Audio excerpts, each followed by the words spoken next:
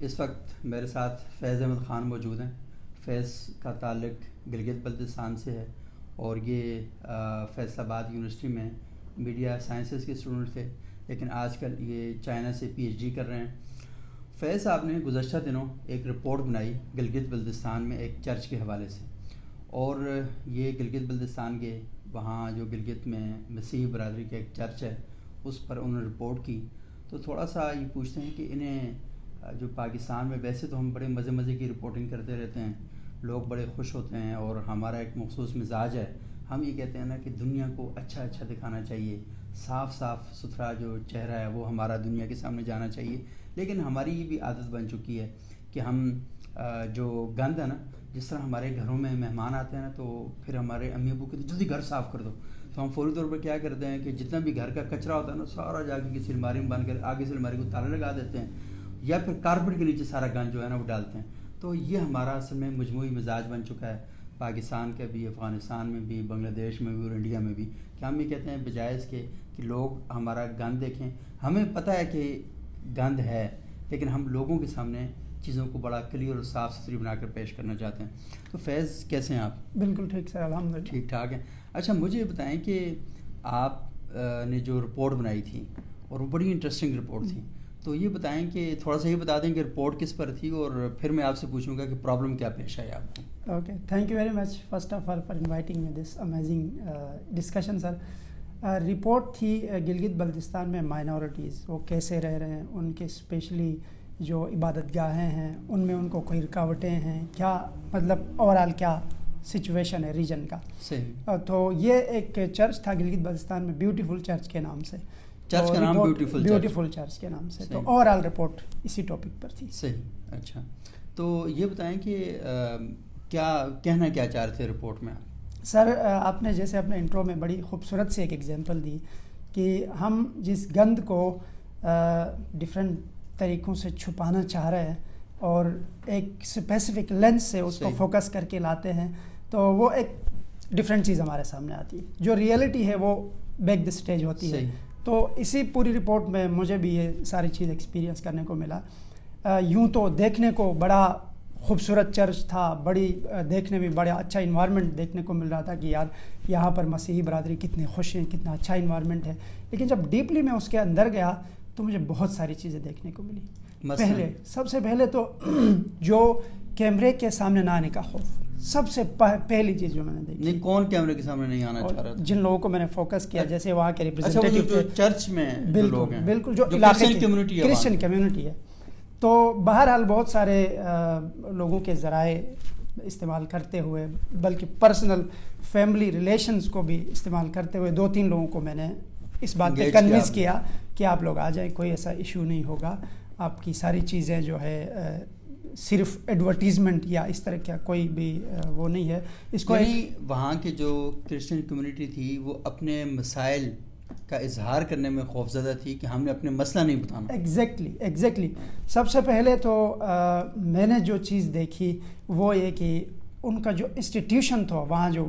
Build up ہوا ہے ابھی، اس کو بنانے میں کتنی ان کو پرابلمس پیش آئی، اس کو وہ سامنے نہیں لانا چاہ رہے تھے، بھلے وہ گورنمنٹ کی طرف سے ہو یا علاقہ کے جو جرگا سسٹم ہے لوگوں کی طرف سے ہو. بہرحال جتنی چیزیں انہوں نے ہائی لائٹ کی ان میں سے سب سے پہلے تو یہ تھا کہ ان کو این او سی نہیں مل رہا تھا اس جگہ کا، حالانکہ انہوں نے ساری پیمنٹ کی، پیسے سارے ہو گئے، لوگوں کے ساتھ جتنے ایشوز تھے وہ سارے طے پائے، لیکن گورنمنٹ نے این او سی ان کو ایشو کرنے میں کتنے پرابلمس کریٹ کیے وہ اس رپورٹ میں ڈیپلی اس کو ہائی لائٹ کیا. کیا آپ سمجھیں کیا پرابلم تھے کہ سوسائٹی کے لیول پر کیا پرابلم تھے اور گورنمنٹ کی طرف سے کیا پرابلم تھے؟ سوسائٹی لیول پر تو یہ تھا سر، جو انہوں نے لینڈ خریدی تھی وہ تو لوگوں کے ساتھ ان کے معاملات طے پائے تھے، اور یہ طے بھی بڑی مشکل سے پائے تھے. یہ نہیں تھا کہ لوگوں کے ساتھ مسئلہ آسانی سے حل ہو گیا تو اب گورنمنٹ نے ایشو کریٹ کیا، ایسے نہیں تھا. وہاں جرگا سسٹم تھا. جرگا سسٹم میں یوں تھا کہ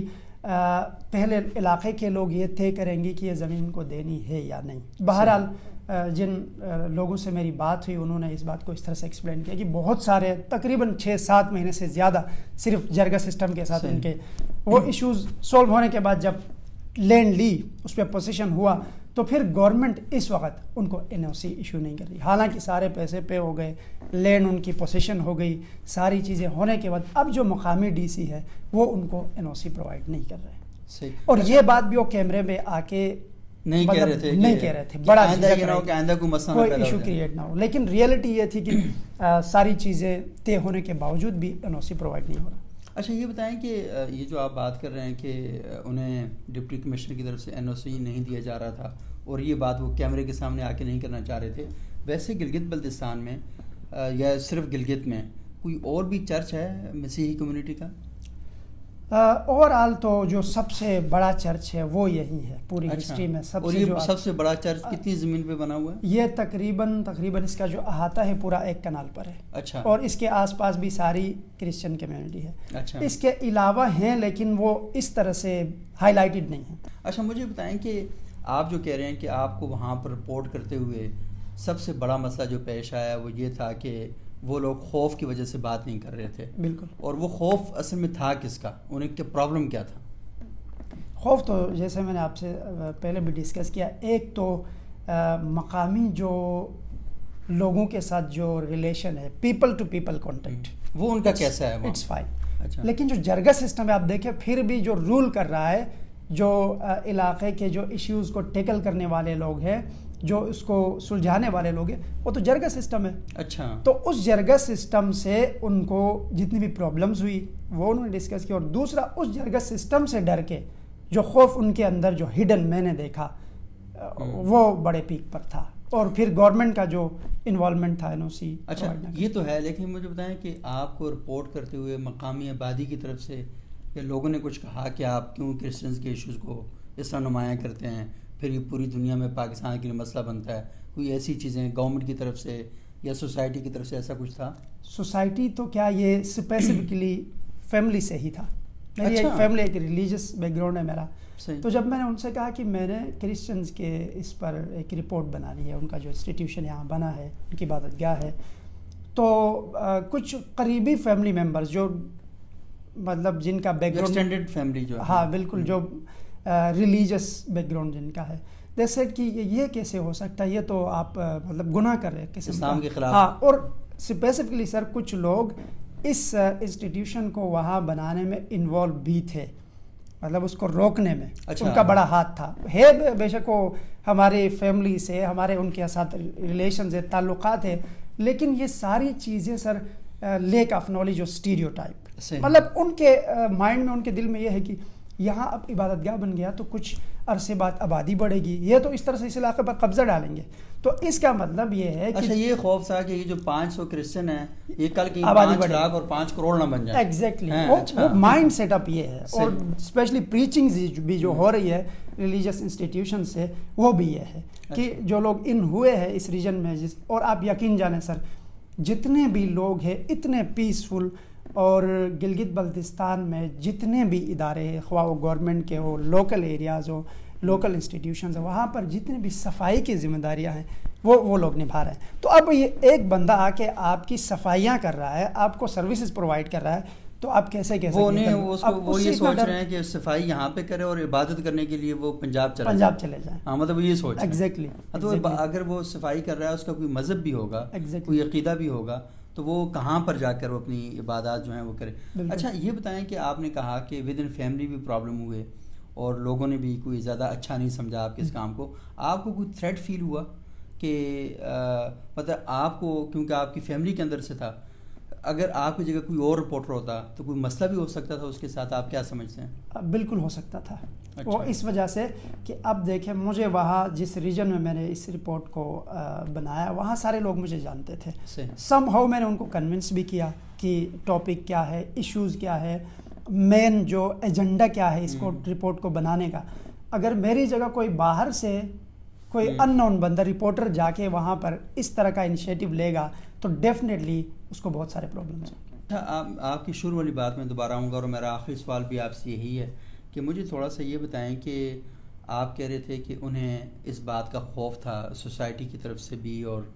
گورنمنٹ کی طرف سے بھی کہ وہ کیمرے پر آ کر اگر اپنے مسائل بتائیں گے تو شاید ان کے لیے پرابلم ہو سکتے ہیں، اور بھی کوئی خوف ہے انہیں، مثال کے طور پر ہم یہ دیکھتے ہیں نا کہ وہ صفائی کا کام کرتے ہیں، تو لازمی ہے کہ پاکستان میں آپ نے لوگوں کے ساتھ جو عزت کا ایک سٹینڈرڈ بنا کے رکھا ہوا ہے، وہ ایک ایسا کام کر رہے ہیں کہ جو نہیں چاہتے کہ سوشلی وہ ان کا جو امیج ہے اس کو ڈاؤن کرتا ہے. یہ بالکل ہے سر، فیس سیونگ ایک قسم کا، جس طرح کا ہماری سوسائٹی ہے، جس طرح کا صفائی کرنے والوں کو اچھا نہیں سمجھا جس جاتا، طرح کے ہم نے نارم سیٹ کیے. اب میں تقریباً 3 سال چائنا میں رہا ہوں سر، بلیو یو می یونیورسٹی میں پروفیسرز اور آپ کے ہائرارکل اسٹاف جتنا بھی تھا وہ مطلب کینٹین میں جا کے سیلف سروس ہے، آپ نے کھانا خود اٹھانا ہے، خود لے جا کے رکھنا ہے، آپ سے کوئی چیز گر رہی ہے آپ نے خود صفائی کرنا. آن دی ادر سائڈ جو اپنے ریجن میں اب مینورٹیز کی بات کروں تو صفائی کے لیے اسپیسیفک ہی رکھے ہوئے ہیں کہ اگر صفائی کسی جگہ کی ہونی ہے تو اس کے لیے کرسچنز مختص کیے ہوئے ہیں. تو اس چیز کو ایک اسٹیریو ٹائپ بھی ہے، اس کو مطلب اتنا زیادہ اخبار میں یہ اشتہار چھپتا ہے کہ صفائی کے لیے کرسچن امیدوار درخواست ایگزیکٹلی. تو اس وجہ سے بھی وہ کیمرے کے سامنے آئے، کیونکہ اس چیز کو جب آلریڈی معاشرے میں اتنا زیادہ نیچ سمجھا جائے تو اس کو وہ آ کے ایسے اوپنلی کیسے ایکسپریس کریں گے. ڈیفینیٹلی یہ پرابلم بھی تھی. صحیح، بہت شکریہ فیض آپ کا. ناظرین آپ نے دیکھا کہ فیض نے ایک بڑی انٹرسٹنگ سٹوری کی تھی جس میں یہ بتایا گیا تھا کہ وہاں گلگت میں بہت کم تعداد ہے کرسچن کمیونٹی، اور ان کو اپنی عبادات اور اپنی مذہبی سرگرمیاں سر انجام دینے میں بڑے پرابلم ہو رہے تھے. انہوں نے وہاں پر چرچ بنایا، تو پہلے سوسائٹی کے ساتھ اپنا مقدمہ بلڈ کرنا پڑا کہ یار ہم یہیں رہتے ہیں تو عبادت کرنے ہم کہاں جائیں.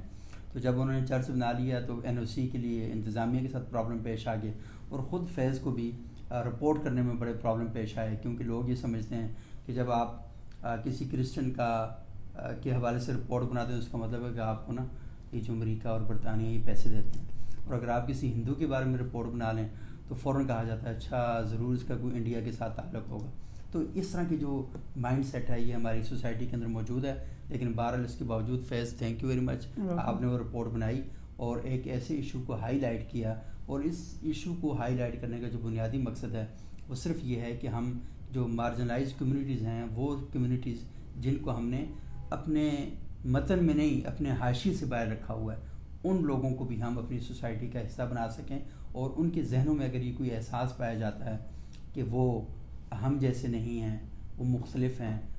ہم ہیں اور وہ ہیں، تو یہ جو تصور ہے اس تفریق کو مٹانے کی کوشش ہے.